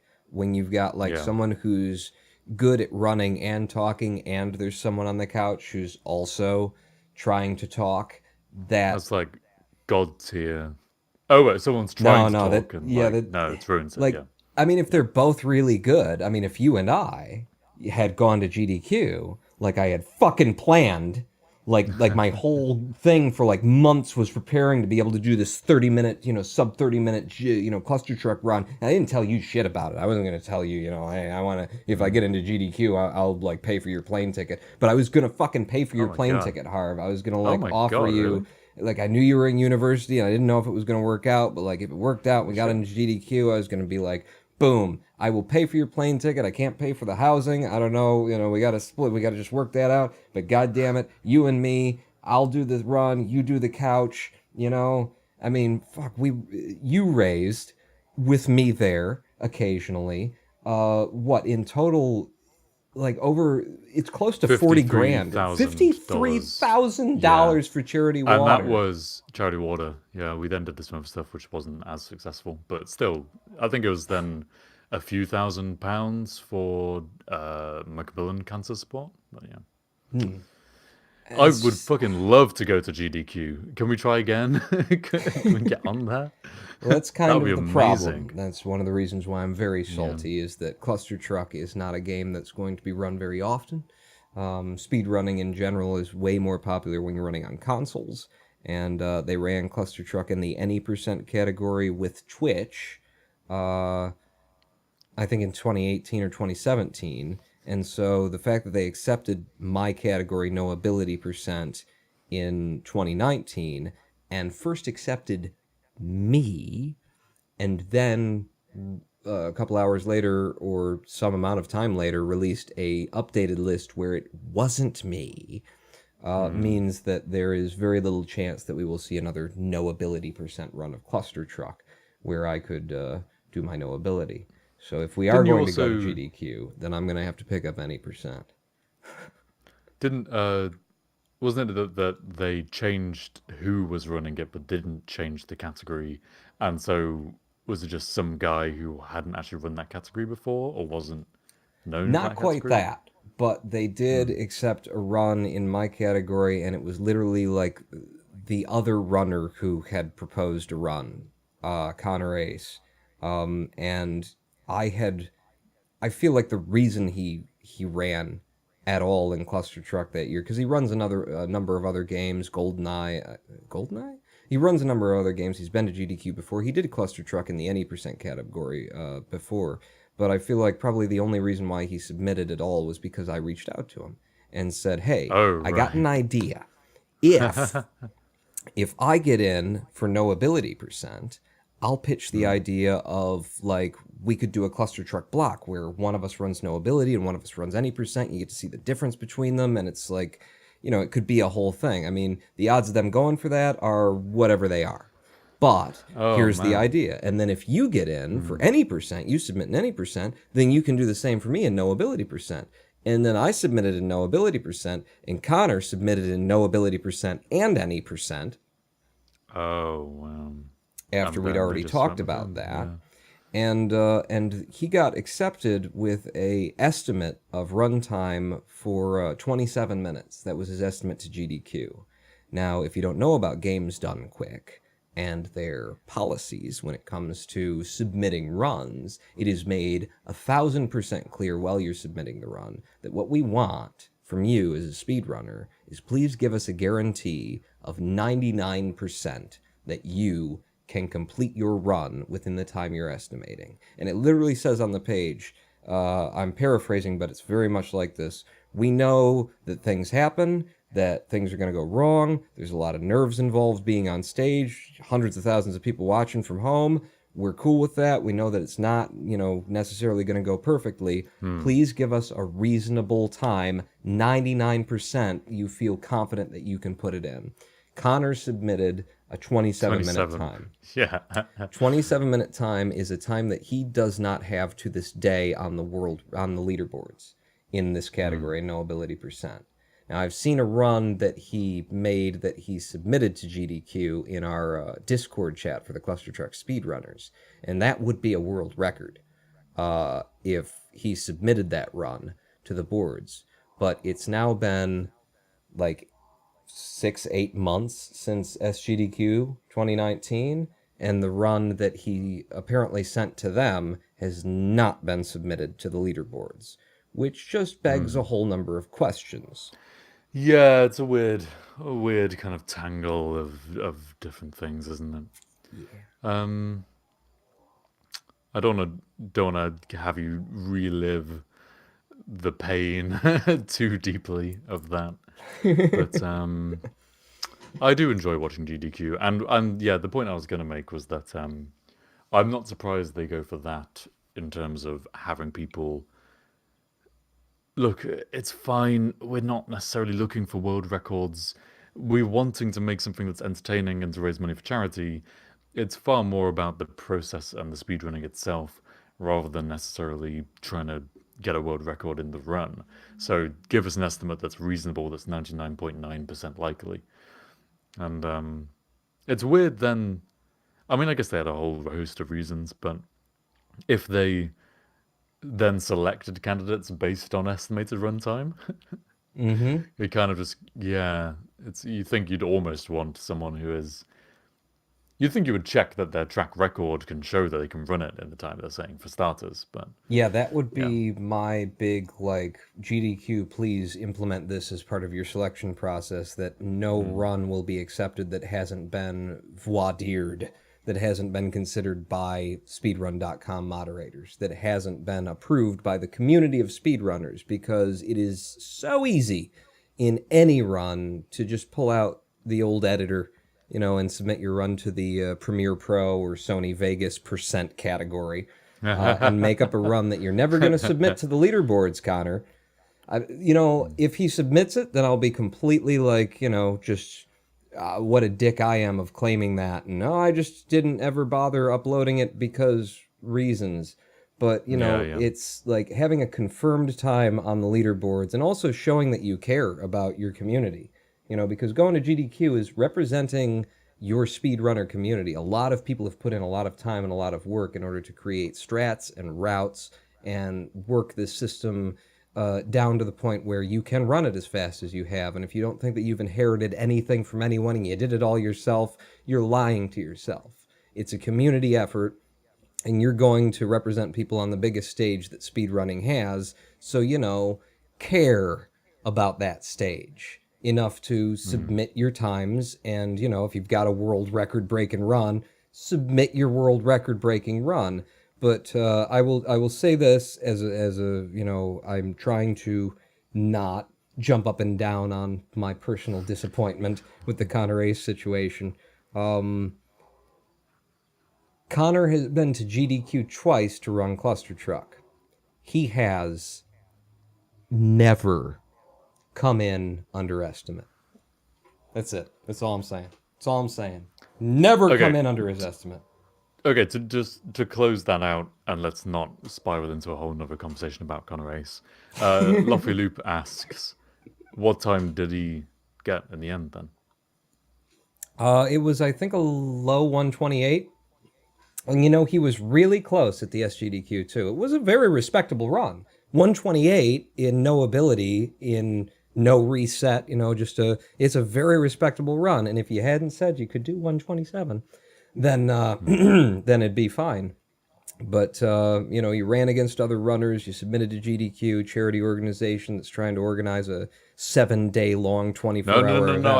I said we don't go down the path. Come on, Bon. Bring it back. But yeah, 128, and it really came down. He was close too. He had like a 127.15 or something is probably what he was going in for, and then he died 3 times on 910 on the final level of the game, which can happen in no ability percent, and maybe you should consider that. Oh, wait, sorry. All right, I think this is one of those perfect times for a Houston interjection to say, we got a clip to run. Oh, Hey, if you guys want to run a segment, now or never, I gotta pee. okay. Thanks for backing me up there, Houston. Nice one. Nice timing. I'll get you a Do we button have where you another can do that. Yeah, maybe. Maybe just like a exclamation command you can put in chat and it'll play a sound on my computer. I'll just have a sign. I'll just, and it's just got a play clip sign. Yes, All I believe right, we have one more.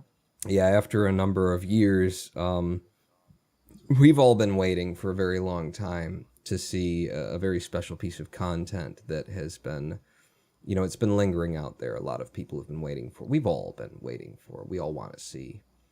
And today, finally, we're bringing it back to you, ladies and gentlemen, boys and girls. We're here to deliver.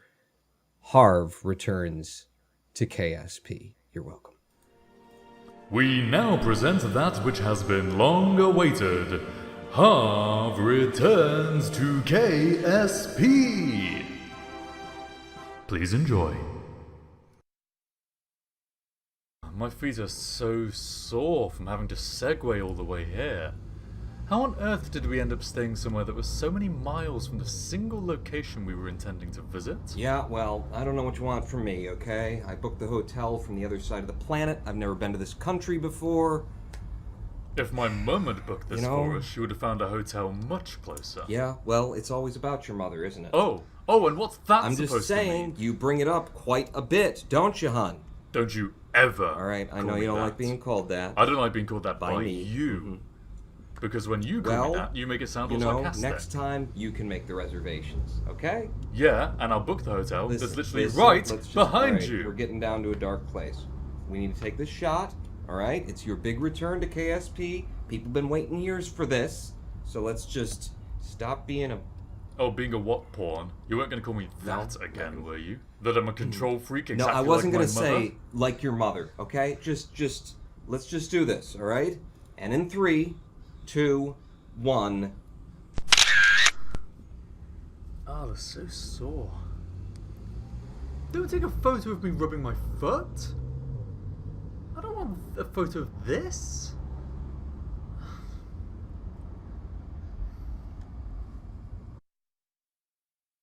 Thank you for Yes, we've both been given wedgies. Damn God it. damn it, Boshi Paul. What is your fascination? What's going on, man? I cut off the freaking clip again too. I did a freaking Harv to KSP thing. I can't remember that there's an outro that I literally asked you to put in. Like, I was like, this segment would be better if there was like an outro that did the same thing at the intro, and then every time I fucking cut it off. Just wait for the BBC end screen. I don't see what's so hard. Stop being so paranoid. I'm trying to just... You're right. You're right. Actually, in terms of wedgies and stuff, in high... Go on about your business. I'm verklempt. In high school, it wasn't an embarrassing moment, but I remember it. And I don't remember much from high school. I've blocked most of it out. because, you know, Naturally. yeah, the rest of it was just awful.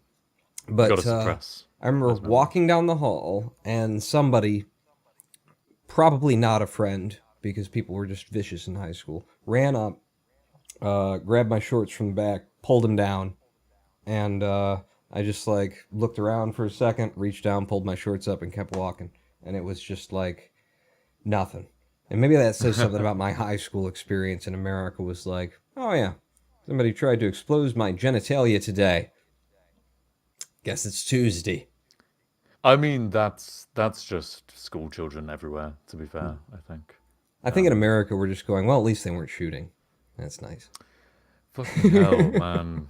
I was having a conversation with my girlfriend's parents the other day about American school shootings, and I saw something on the news recently about a load of people praising how forward-thinking this new school is being by designing their building to have curved hallways so that the shooters can't shoot down them. Oh my god. Symptom, not the, like, fucking hell. God. Prevent it. Don't treat the symptom. Jesus. So this reminds me of once upon a time I wrote a limerick.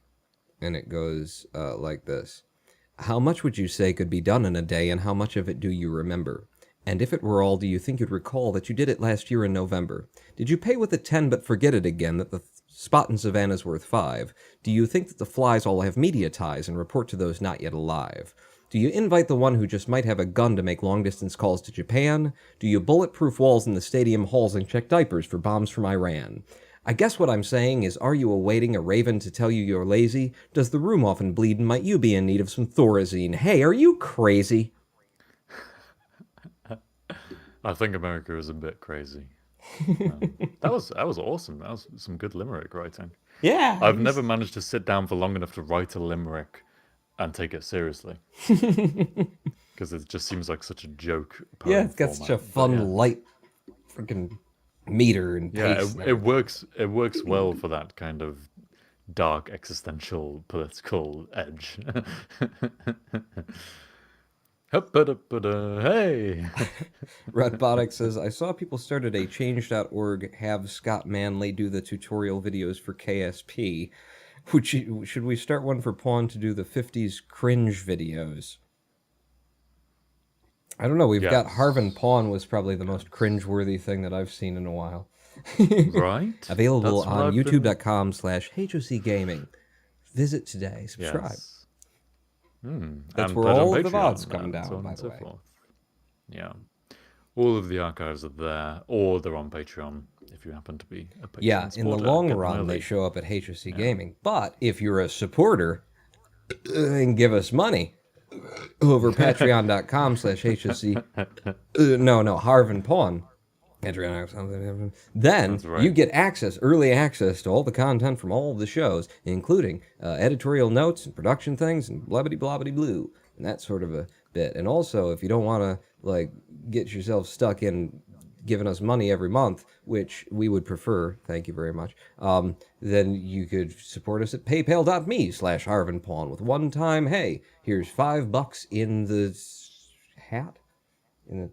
How's it doing? Oh, wow.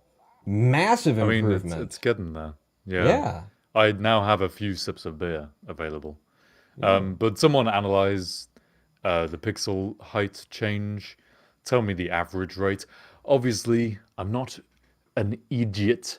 I understand that the rate of increase in the volume is not going to be linear. It's probably going to be, I don't know, maybe quadratic, depending on the surface area of the can that's exposed to the temperature of the air and the laws of thermodynamics regarding heat change across different energy levels. You're gonna need some cosines in there, but yeah, figure it out and let us Just know. average.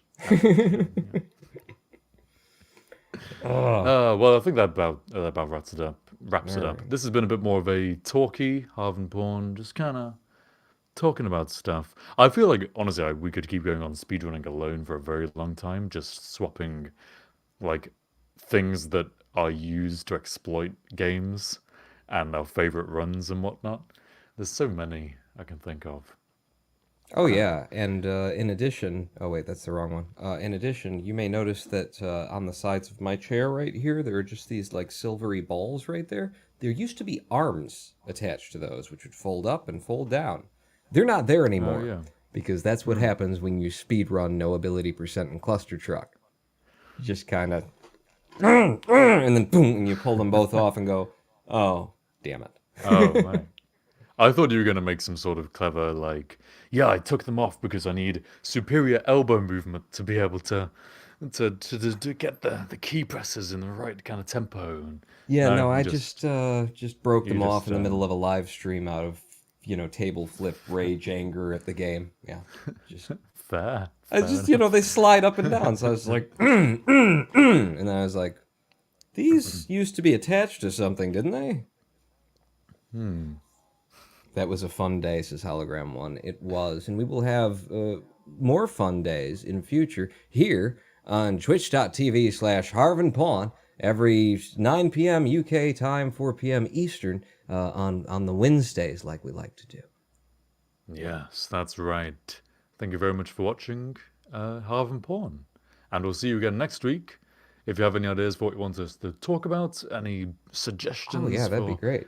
anything, then just, we're dying out here. Seriously, man, just, or woman or other, please help. Yeah, like a third of our speedrunning episode was about Lovecraftian fiction, and neither of us have read Lovecraft. Yeah, so. it doesn't matter. We don't need Help. to be experts on the subject. Most of the people you see talking on TV and the news are not experts themselves in whatever they're going on about. So just, please, content, help. Plus, those jerks are mostly just standing in front of green screens pretending to be where they are. Anderson Cooper with your disappearing nose. What a bunch of losers. All right, we'll see you next Wednesday at 4 p.m., 9 p.m., all that stuff. Harv and Pawn, out. Okay, I pressed the wrong button there. Definitely pressed the wrong. Harv, Pawn, Harv, Pawn. Harv and Pawn and Harv and Pawn and Harv and Pawn and Harv and Pawn and Harv and Pawn and Harv and Pawn. Harv and Pawn. And we are clear. Good job, I guess. I wasn't really watching.